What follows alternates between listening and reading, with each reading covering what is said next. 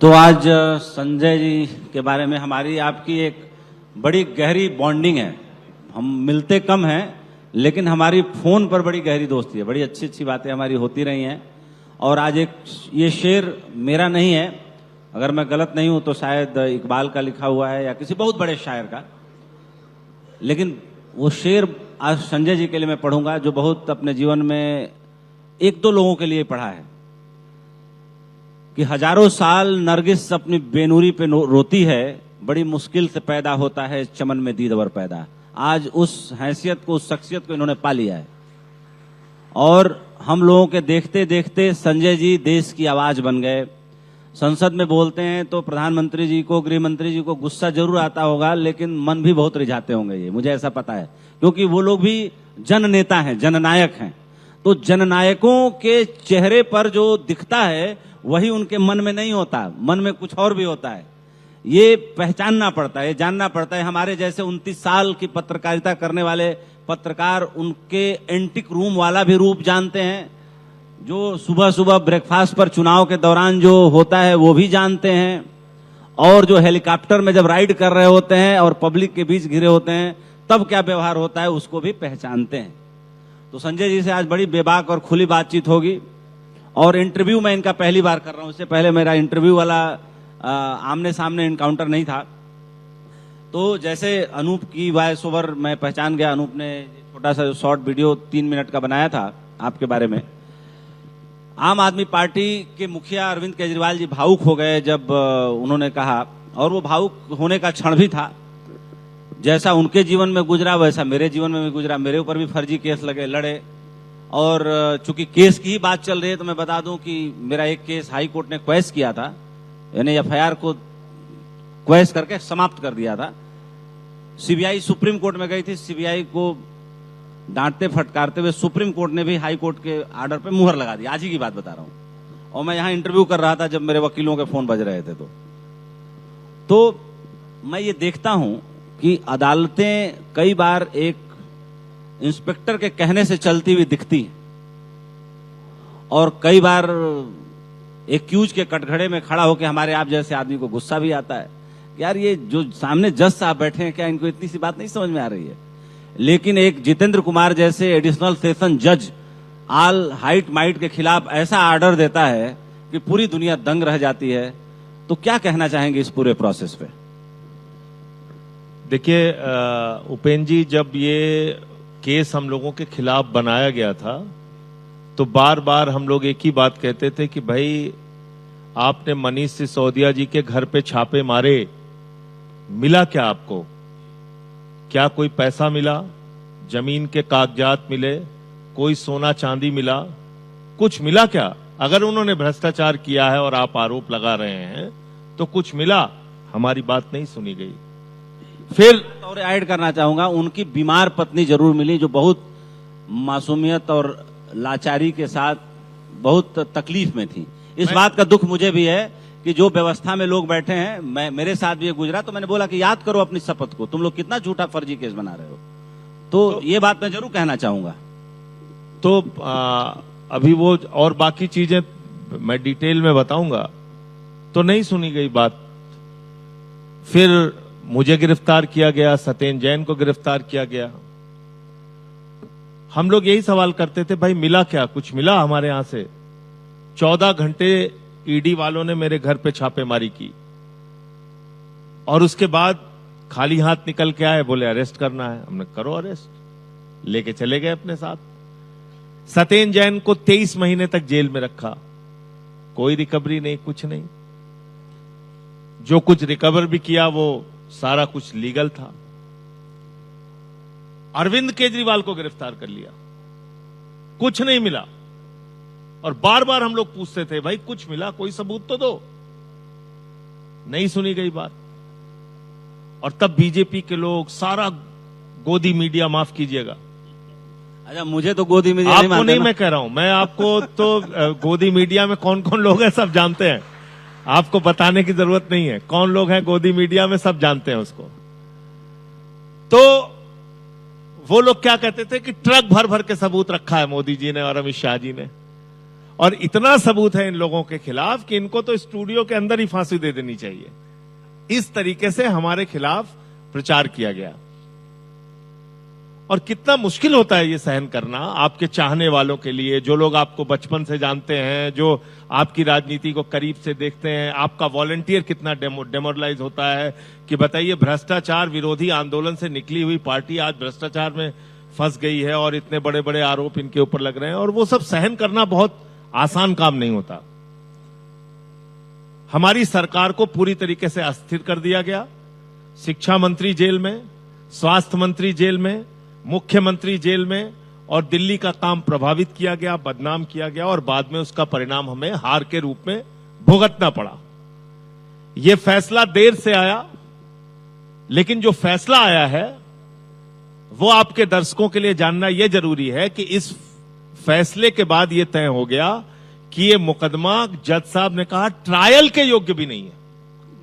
हजारों केस में एक केस में ऐसा होता है उपेंद्र जी, बिल्कुल सही बोल रहे हैं। इस केस को ट्रायल के योग्य भी नहीं समझा गया, यानी कि आरोप तय करने के काबिल भी नहीं समझा गया। कोई सबूत नहीं था। आपको प्रताड़ित किया, आपसे बयान ले लिया, उस बयान के आधार पे हमारी गिरफ्तारी कर ली। किसी तीसरे को प्रताड़ित किया, उससे बयान ले लिया, उसको जेल में डाला, उसको मारा पीटा, उसके बयान पे केजरीवाल की गिरफ्तारी कर, ऐसे ऐसे करके इन्होंने पूरा केस तैयार किया था। जब आप भ्रष्टाचार का आरोप लगाते हैं, उसके समर्थन में सबूत देना होता है। जैसा मान लीजिए, एक मिनट के लिए, एक सबूत आपने नहीं दिया। नहीं दिया तभी अब तो। मेरा यह कहना है कि प्रधानमंत्री जी को और गृह मंत्री जी को जरा सा भी शर्म हो तो दिल्ली का चुनाव रद्द करवाना चाहिए और दोबारा चुनाव में आए। मैं यकीन के साथ कह रहा हूं, 10 सीट भारतीय जनता पार्टी की दिल्ली में नहीं आएगी, 10 सीट नहीं आएगी। आपने एक पार्टी जो जनता के हित में काम कर रही थी, प्रचंड बहुमत से चुनी हुई सरकार थी, उसको आपने जानबूझ के बदनाम किया और ये गिरफ्तारियां की, सरकार को अस्थिर किया, हमें चुनाव हराया। ये फेयर तरीका नहीं है लोकतंत्र में चुनाव में जाने का। एक सवाल, ये संविधान के भी खिलाफ है और चुनाव आयोग जो बराबर की अपॉर्चुनिटी देने की बात कहता है उसके भी खिलाफ है। जैसे मान लीजिए आपसे कोई सवाल पूछे, मान लीजिए यहाँ पे बीजेपी का कोई प्रवक्ता बैठा हो मेरी जगह और आपसे सवाल पूछे कि देखिए भाई संजय जी, आप लोग तो संसद में गला फाड़ फाड़ के बोलते हैं कि सब कुछ पक्षपातपूर्ण कार्रवाई हुई, सब कुछ जो है मतलब प्रेजुडिस के साथ भर के आपने सरकार अस्थिर किया, लेकिन अगर हमारी इतनी ही चलती तो ये एक एडिशनल डिस्ट्रिक्ट सेशन जज इतना शानदार निर्णय दे देता, तो अगर हमारी सब कुछ ही चलती, सब कुछ सारी दाल ही काली होती, तो ये निर्णय भी नहीं आना होता। नहीं, बहुत सारे लोग बैठे हुए हैं। न्याय बिंदु जी का भी जजमेंट आप याद कीजिए, जब अरविंद केजरीवाल जी को बेल मिल गई थी जी, उसके बाद ये लोग हाई कोर्ट पहुंचे, बिना ऑर्डर के स्टे लेके आए, ऑर्डर की कॉपी भी नहीं थी, स्टे लेके आ गए कि नहीं बेल नहीं होगी। तो हमको कई स्तर पे प्रताड़ित किया गया उपेंद्र जी। आप याद कीजिए, जब गिरफ्तारियां हुई कहा गया बहुत सबूत है, जब जमानत मिल गई तो कहने लगे साहब सिर्फ जमानत ही तो मिली है, जब बरी हो गए तो अब कह रहे हैं अभी ऊपरी अदालत तो बाकी है। मतलब हमारे यहां सुल्तानपुर में कहते हैं हिकना, जी, तो ये लोग हिकना हो चुके हैं, कुछ नहीं मानना है। तो अब तो खिसियानी बिल्ली खंबा नोचे वाला काम कर रहे हैं, बजाय इसके कि इनको शर्म आनी चाहिए थी, और ये जानते हैं कि इन्होंने झूठा मुकदमा बनाया है, इनको शर्म आनी चाहिए थी और ये कहते, अपनी गलती मानते और इसको आगे की अदालत में हम नहीं ले जाएंगे ऐसा बोलते, बजाय इसके जैसे एक अभी सवाल, वही हिकनेपन पे उतारू है ये खिसियानी बिल्ली खंबा नोचे वाली आदत पे। जैसे एक सवाल है कि जैसे आप पार्लियामेंटेरियन हैं, हम जर्नलिस्ट हैं, तो हमें पता है कि एक जो पार्लियामेंटेरियन है वो भी अपना एक प्राइवेट बिल लेके आ सकता है। जैसे पीएमएलए है, मैं मानता हूं कि जो ट्विन कंडीशन है सेक्शन 45 है उसका, चूंकि मुझे तो रट गया, चूंकि मैंने भी लड़ा मुकदमा, तो मैं मानता हूं कि बहुत सारी बकवास बातें हैं। मतलब फाइनेंशियल क्राइम पूरी दुनिया में कंपाउंडेबल क्राइम है। यहां तक कि अमेरिका में जब से अमेरिका की आजादी हुई 4 जुलाई 1776 से लेके तब तक अमेंडमेंट उसके संविधान में मात्र 6 हुए, हमारे यहाँ 130 हो चुके हैं। तो अगर अमेंडमेंट हमारे यहाँ होते रहे हैं, तो चलो खानविलकर साहब ने जाते जाते पीएमएलए को अजर अमर कर दिया, तो आपको नहीं लगता कि एक प्राइवेट मेंबर ऑफ पार्लियामेंट होने के नाते प्राइवेट मेंबर बिल पीएमएलए के बारे में आप लेके आए, उस पर एक बहस होनी चाहिए, या कम से कम हमारे जैसे लोग तो करेंगे। आपके दर्शकों के लिए जानकारी के लिए बता दूं जी, और यहाँ आदरणीय केसी त्यागी जी बैठे हैं, वो भी अभी आएंगे तो आपको बताएंगे। प्राइवेट मेंबर बिल की हालत बहुत बुरी है, बहुत बुरी है। ये सिर्फ कहने सुनने के लिए अच्छा है। 55 साल में एक प्राइवेट मेंबर बिल राज्यसभा में पास हुआ और उसको भी वापस करके लोकसभा से इन लोगों ने गिरा दिया। प्राइवेट मेंबर बिल चर्चा के लिए अच्छा है, प्राइवेट मेंबर बिल स्वीकार हो जाए तो एक बहस अच्छी खासी सदन के अंदर हो जाती, वो पास नहीं होता है। अबे दुष्यंत कुमार का जो शेर है, पास नहीं होता, ये झुककर जिस्म सारा बोझ से दोहरा हुआ होगा। मैं सजदे में नहीं था, सजदा में नहीं था, लेकिन कम से कम लोगों को थोड़ा धोखा में ही रहने दीजिए। वो ठीक बात है, लेकिन क्योंकि आपने सवाल पूछा मुझसे, तो मैंने संसद के अंदर ये मामला उठाया था कि ईडी सीबीआई का किस प्रकार से दुरुपयोग हो रहा है। 1% से कम कन्विक्शन रेट है ईडी का, यानी कि मुकदमे बनाते हैं, आपको बदनाम करते हैं, आपको जेल में डालते हैं, आपको प्रताड़ित करते हैं, और उसके बाद आपको वो आरोपित साबित नहीं कर पाते, वो आपका आरोप सिद्ध नहीं कर पाते। ये ईडी का इतिहास है। आप इस बात से कितने मुतमईन हैं, कितने सहमत हैं, जैसे कि Jitendra Kumar ji additional district session जज हैं, पूरा देश उनका नाम जान गया। आबकारी घोटाले, वो जो घोटाले का नाम दिया गया, उसमें उन्होंने बोला कि ये तो ट्रायबल मुकदमा ही नहीं बनता, मुकदमा बनने लायक भी नहीं है ये पूरा चार्जशीट। और मैंने फाइलों को इतना पढ़ा है डीपली कि फाइलें भी मुझसे बातें करती। तो कुछ पत्रकारों से बातचीत हुई तो कुछ लोगों ने कहा कि सर, एक छोटे से जज की हिम्मत के कारण बड़ी बड़ी अदालतों में भी जजों के अंदर कुछ हिम्मत आई है। बिल्कुल, क्या कहना चाहेंगे? बिल्कुल आई है और आई होगी, मैं ऐसा मानता हूं। और जिस लेवल पे उन्होंने बहादुरी दिखाई, आज के युग में आपने ठीक कहा, बहुत मुश्किल का काम है। यहां तो जज का ट्रांसफर हो जा रहा है संभल से। संभल में एक फैसला आया ना जज साहब का, जी, जज साहब का ट्रांसफर हो गया। तो इसलिए दिल्ली दंगे को लेके एक जज साहब फैसला देने वाले थे, उनका ट्रांसफर हो गया, मैं नाम नहीं लूंगा। अभी सुना कि तो इसलिए ये फैसला जो है वो ऐतिहासिक फैसला है, और इस फैसले से निश्चित रूप से जुडिशरी के प्रति लोगों की जो निष्ठा है, जो विश्वास है, वो बढ़ा है, और इससे दूसरे जज भी हिम्मत दिखाएंगे, ऐसा मैं मानता हूं। और जो आपने फाइल बोलने और बात करने वाली बात कही, जब आप वो फाइल को वास्तव में पढ़ेंगे तो वो फाइल ये बार बार बताएगी कि ये सारे मुकदमे झूठे झूठे और झूठे थे, और ईडी के और सीबीआई के डायरेक्टर के रूप में दरअसल प्रधानमंत्री जी और अमित शाह जी ने काम किया, उन्होंने सारा मुकदमा बनवाया। तो इसलिए मुकदमा टिका नहीं कहीं। अगले सवाल की तरफ बढ़ते हैं। देखिए क्या होता है कि जब जनता के दिलों में जगह बनने लगती है और जनता कन्विंस होने लगती है, तो कहा जाता है कि कभी मिसेस गांधी को ही नहीं लगा था कि उनकी सत्ता बदलेगी। जो पुरानी इतिहास के दस्तावेज बताते हैं कि किस तरीके से डायरेक्टर आईबी ने तब रिपोर्ट दिया था कि मैडम आप चुनाव हार जाएंगी, तो वो इतना नाराज हुई कि उन्होंने उसको हटा दिया, और जब रिजल्ट निकला तो चुनाव हार गई। जब चुनाव हार गई तो उन्होंने बुलाया कि भाई भीड़ तो लाखों की आती थी मेरी सभा में, आखिर मैं हार कैसे गई, और आपने किस आधार पे बोला कि मैं हारूंगी? तो उन्होंने कहा कि मैंने इस आधार पर बोला कि लोग आपको देखने आ रहे थे, आपको वोट देने के हिसाब से नहीं आ रहे थे। तो मुझे इस बात का पता था क्योंकि मैं डायरेक्टर आई भी था देश का, और मुझे इस बात का पूरा इल्म था मेरे लोगों के द्वारा, मेरे जवानों के द्वारा। तो जिस तरीके से गुजरात जो कोर है, प्रधानमंत्री जी का अपना राज्य है, वहां के वो लंबे समय 13 साल प्लस मुख्यमंत्री रहे, गृह मंत्री जी भी वहां से आते हैं, सत्ता का केंद्र है। जो मीडिया रिपोर्ट्स बता रही हैं कि गुजरात में आप लोग बहुत तेजी से आगे बढ़ रहे हैं और जनाधार आप लोगों का बहुत तेजी से बढ़ रहा है, तो गुजरात में जनाधार बढ़ने के आधार क्या हैं, कारण क्या हैं, और गुजरात में आप खुद जाते रहते हैं, तो जरा गुजरात के बारे में जानना चाहते हैं। पहली बात तो ये जो पिछला विधानसभा का चुनाव हुआ था, उसमें आम आदमी पार्टी को लगभग 14% वोट मिला था। ये हमारे लिए बहुत चौंकाने वाली बात थी। 14% वोट मिला था गुजरात में, बहुत सिग्निफिकेंट नंबर है। और 5 हमारे विधायक चुन के आए थे वहां से जी, और ये बहुत हम सबके लिए बड़े मतलब चौंकाने वाली बात थी कि गुजरात जो बीजेपी का गढ़ है, मोदी जी का गढ़ है, अमित शाह जी का गढ़ है, उस गुजरात में 14% वोट आम आदमी पार्टी को मिला। फिर एक हमारे विधायक को इन लोगों ने तोड़ लिया, जो काम ये हर राज्य में करते हैं, तोड़ो फोड़ो राजनीति, इसको मिलाओ, उसको डांटो, उसको जोड़ो, उसको पैसे से खरीदो। ये काम जो ये इन्होंने एक विधायक के साथ किया। उस विधायक का इस्तीफा कराया। इस्तीफा कराने के बाद उसको टिकट भी नहीं दिया भाजपा के लोगों ने तो किसी अपने आदमी को लड़ाया, उसके लिए पूरी सरकार लग गई। और हमारी तरफ से गोपाल इटालिया जो हमारे पार्टी के नेता थे वो लड़े वहां पे।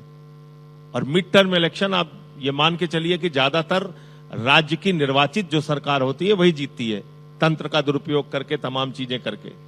सब लग गए, बावजूद इसके एक बड़ी जीत गोपाल इटालिया ने वहां पे हासिल की।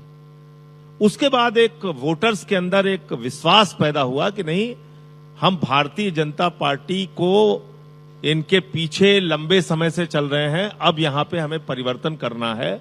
जिसके बाद आप देख रहे होंगे कि अरविंद केजरीवाल जी की सभाओं में, हमारी बाकी जो नेताओं की वहां पे सभाएं हो रही हैं, उसमें जबरदस्त भीड़ आ रही है और जनता का जबरदस्त समर्थन मिल रहा है।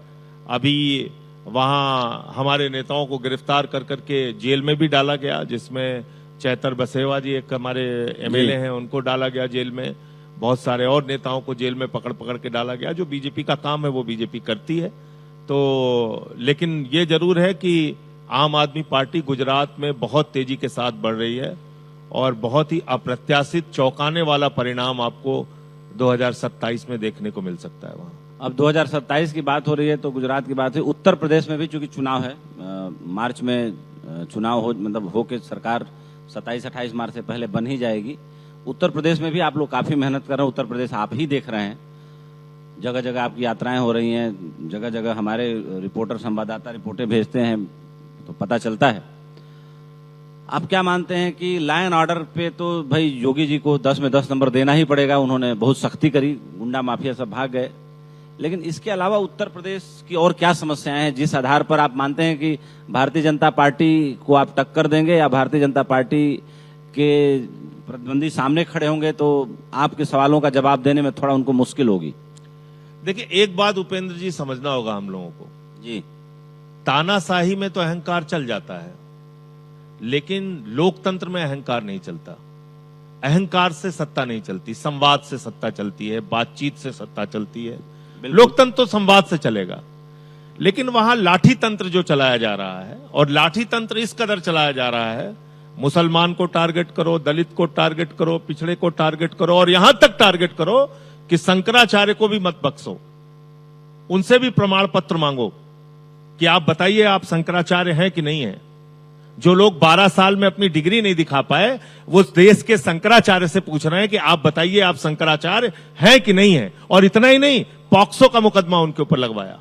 ये तो मेरा ये कहना है कि दुर्भावना की जो राजनीति होती है ना, उसको जब तक आपकी सत्ता है लोग बर्दाश्त करते हैं, जब उनको उंगली में स्याही लग जाती है और वोट देने के लिए जाते हैं तो वो 5 साल आपके याद करते हैं कि आपने उनके साथ क्या बर्ताव किया है।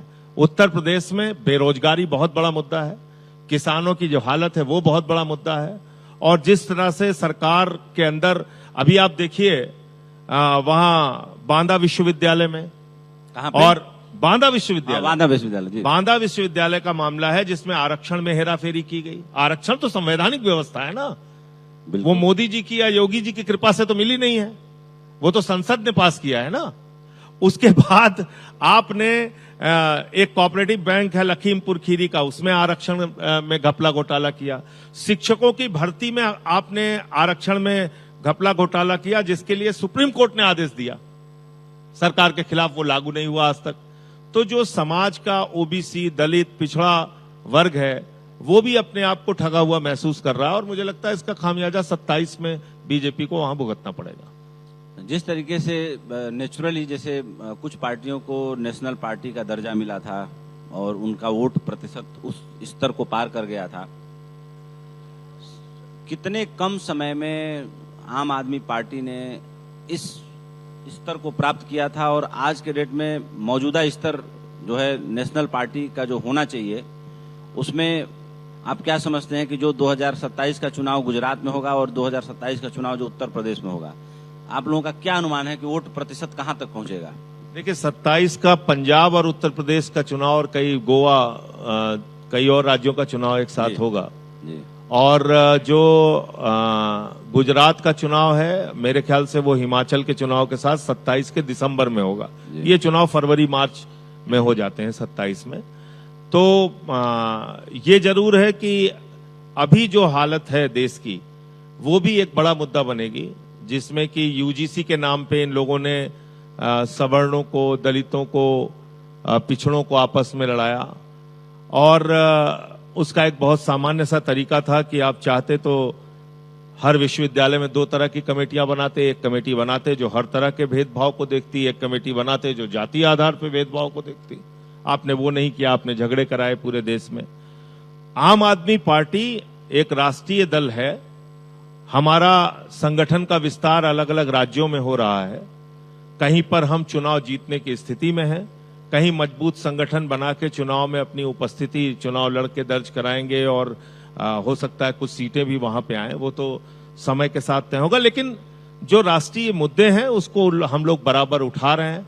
अभी जो एक वैश्विक संकट पैदा हुआ है, उस पर जिस तरह से प्रधानमंत्री जी की खामोशी है, ईरान पर इजराइल और अमेरिका के युद्ध की, ये भी पूरा देश देख रहा है। जिस तरह से आपने महंगाई की आग में जानबूझ के भारत को धकेला, ये भी देश देख रहा है। और जानबूझ के मैं इसलिए कह रहा हूं कि हार्मोज का जो समुद्री मार्ग है, उससे 60% कच्चा तेल हिंदुस्तान का आता है, 50% गैस हिंदुस्तान की आती है। और ये बात देश की जनता नहीं जानती, लेकिन प्रधानमंत्री जानते थे। बावजूद इसके आपने अपने ईरान से रिश्ते बिगाड़े। ईरान कौन है? जो आपका परंपरागत मित्र है, जिसने 94 में ऑर्गेनाइजेशन ऑफ इस्लामिक कंट्रीज के खिलाफ जाके आपका साथ दिया कश्मीर के मसले पे। ईरान कौन है? जिसके राष्ट्रपति की मौत पर आपने राष्ट्रीय शोक घोषित किया था, यही मौजूदा प्रधानमंत्री नरेंद्र मोदी जी ने। और यही मोदी जी गए थे खामेनेई से मुलाकात करने के लिए। उस समय खामेनेई जी को इन्होंने एक कुरान की पांडुलिपि भेंट की थी, कुफिक लिपि में जो थी। तो मुझे लगता है कि आप आज अमेरिका परस्त नीतियों के कारण पूरी दुनिया में एक्सपोज हुए हैं। आज अमेरिका कह रहा है रूस से आपको 1 महीने की तेल खरीदने की इजाजत दे रहा हूं। ये भारत के सम्मान, स्वाभिमान और संप्रभुता पे चोट नहीं है। आज अमेरिका आपको रोज अपमानित करता है, कहता है ट्रंप की मोदी को मालूम है मैं उसका कैरियर बर्बाद कर सकता हूं। मोदी को मालूम है मैं उसका कैरियर बर्बाद कर सकता हूं। दुनिया के सबसे बड़े लोकतंत्र का कोई स्टैंड नहीं। इतने बड़े वैश्विक संकट पे रूस बोला, चीन बोला, यूके बोला, कनाडा बोला, स्पेन बोला, इटली बोला, फ्रांस बोला, हमारा कोई स्टैंड नहीं। नॉर्वे बोला, हमारा कोई स्टैंड नहीं। तो इसलिए ऐसा नहीं है। संकट के वक्त में आपकी पहचान होती है। नहीं। आज महंगाई आपने देश में बढ़ा दी। 60 रुपए गैस सिलेंडर घरेलू बढ़ गए, 120 रुपए कमर्शियल बढ़ गए। और आपने अपने दोस्त अडानी को कहा कि अभी मौका है, यही आपदा है बेटा और यही अवसर है तुम्हारे लिए। 3 गुना गैस का दाम बढ़ा दिया उसने। कोई बोलने वाला है? लेकिन एक बात, ये देश की नीति है। नहीं, बात सही आपकी बोल रहे हैं कि आप विश्वगुरु हैं। ऐसे में विश्व गुरु तो खैर कभी थे हम, विश्व गुरु का दर्जा कब का छिन चुका है, ये बात मैं भी मानता हूं, मैं बोलता भी हूं मंचों से। लेकिन हम विश्व गुरु आप बनेंगे वसुदेव कुटुंबकम के सिद्धांतों को मानकर। नहीं, विश्व गुरु आप बनेंगे राष्ट्रपिता महात्मा गांधी की नीतियों पर चलकर। विश्व गुरु आप बनेंगे महात्मा गौतम बुद्ध के मार्ग को फॉलो करके। विश्व गुरु आप खाली बातों से नहीं बनेंगे। ये बात मोदी जी को समझनी चाहिए। लेकिन प्रधानमंत्री ने ये बात तो जरूर बोली थी और हम लोगों ने भी चलाया, सबने चलाया कि भाई एक तो जितने प्रभावित देश हैं गल्फ के सारे राष्ट्राध्यक्षों से उन्होंने एक ही दिन बात की। और ईरान के मुद्दे पर भी उन्होंने बोला कि भारत कभी भी युद्ध का समर्थन नहीं करेगा, भारत ईरान के साथ है और शांति चाहता है और युद्ध को जल्दी जल्दी बंद करने की दिशा में सारे राष्ट्राध्यक्षों से अपील करता है। 160 स्कूली बच्चियों की मौत पर प्रधानमंत्री के शोक का एक शब्द आप दिखाइए। ईरान के सुप्रीम लीडर को घर में घुस के मार दिया गया, उस पर शोक का एक शब्द आप दिखाइए। आपके मेहमान ईरानी नौसेना के जहाज को वापस जाते हुए आपके सीमा के करीब अमेरिका ने मार दिया और ईरान के 100 से अधिक नाविक मार दिए गए। एक शब्द आप शोक के दिखाइए प्रधानमंत्री के, एक शब्द दिखाइए आप। तो हम विश्वगुरु हैं, हमारे बुलाने पर कोई मेहमान आगे आएगा? विश्व हमारी नीति क्या है? अतिथि देवो भवो। और हमारे अतिथियों को मार दिया गया, जिसको हमने अपने मिलन युद्धाभ्यास 2026 के लिए बुलाया। ये बात आपकी बिल्कुल सही है। देखो, युद्ध के समय में भारत उस हमले को रोक नहीं सकता था और अपनी मिसाइलें वहां नहीं भेज सकता था, लेकिन जो हुआ इस पर पूरी दुनिया हैरत में है कि भाई 60 से ज्यादा आइडल खड़ी जहाजों को अमेरिका ने मार दिया। जो सारी जहाजें हमारी नहीं थी, न हमारे देश की थी और देशों की थी। व्यापारी उपेंद्र भाई, पहली बात तो आपको यह समझना चाहिए कि ट्रंप जैसे बददिमाग व्यक्ति का विरोध बिल्कुल करना अपने देश में हो रहा है। बिल्कुल पहले यहां से शुरुआत बिल्कुल होना है, बिल्कुल होना चाहिए। अमेरिका में वहां की सारी अपोजिशन पार्टीज उसके खिलाफ हैं। अमेरिका में लोग उसके खिलाफ सड़कों पे उतर के प्रदर्शन कर रहे हैं, न्यूयॉर्क से लेके बाकी शहरों के अंदर। वो खुद एप्स्टीन फाइल्स में फंसा हुआ है और उसके इतने अश्लील वीडियो और ऐसी बातचीत उसके सामने आई है। वो अपने देश में बुरी तरीके से फंसा हुआ है। लोग ये कह रहे हैं कि उस क्राइम को छिपाने के पूरी तरह से उसमें कोई क्राइम को छिपाने के लिए इसने वॉर छेड़ा है। उसके अपने देश में वो फंसा हुआ है। उसके मित्र देशों पे आ जाते हैं। नाटो का मेंबर है स्पेन, उसने आलोचना की। यूके, उसने आलोचना की। अभी उसने यूके को भी धमकाया, बोले 2 जहाज तुमने भेजे हैं अपने, हमें नहीं चाहिए। 2 फाइटर्स आपने भेजे, हमें नहीं चाहिए। तो किसी को कुछ समझता नहीं, आप उसके सामने झुके जा रहे हो और वो पूरे दुनिया से पंगा लेने के लिए तैयार है। ऐसे व्यक्ति का खामियाजा आपके लोगों को मैंने पार्लियामेंट में बोला था उपेंद्र जी, आपके लोगों को हाथ में हथकड़ी पैरों में बेड़ी बांध के भेजा उसने। खैर, अरे ऐसे भी तो भेज सकते थे आप। बिल्कुल भेज सकते थे। हमारे नागरिक अगर वहां पे अवैध तरीके से रह रहे थे, कोई समर्थन नहीं करता। हाथ में हथकड़ी पैरों में बेड़ी बांध के भेजेंगे। लेकिन एक आदमी हमको अपमानित करने के लिए। एक आदमी बददिमाग है तो बददिमाग आदमी कहा जाता है, नंगा खुदाओं से बड़ा। तो क्या कर सकते हैं उसका? नहीं, यही टीवी चैनल वाले, फिर आ गया गोदी मीडिया का नाम मुझे याद। जब उसने सीज फायर को लेके अपने बयान दिए तो हम लोग टीवी चैनल पे जाते थे तो कहते थे आपको भारत के प्रधानमंत्री पे भरोसा नहीं है, एक ऐसे बददिमाग बेवकूफ आदमी पे आप भरोसा कर रहे हैं। यही टीवी चैनल वाले। अभी जैसे यूएस की ट्रेड डील हुई, कहने लगे बोलो अब ट्रंप की जय जयकार करो। यार अरे उपेंद्र जी, नेतन्याहू के लिए पूजा हो रही है हिंदुस्तान में। उसके बेटे ने 2020 में माता दुर्गा की ऐसी तस्वीर डाली, आप अपने चैनल पे दिखा नहीं सकते।